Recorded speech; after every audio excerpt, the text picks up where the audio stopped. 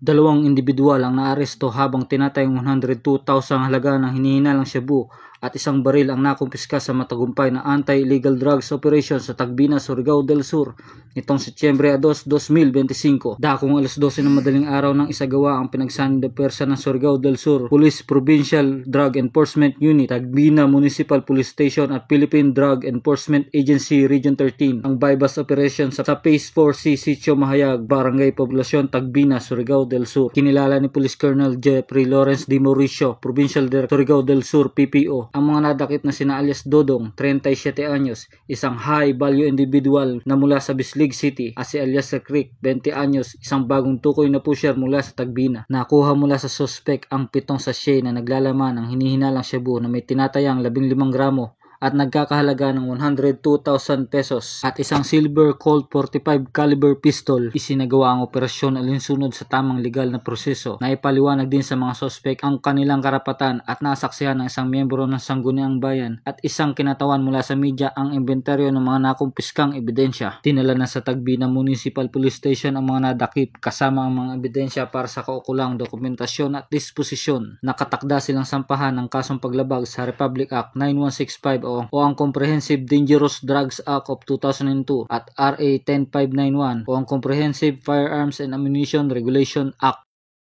Mula dito sa RPW 13, ako yung Police News Network Correspondent na Ron Manicol Villanueva, na nagpapatas tagataguyod ng balitang pulis.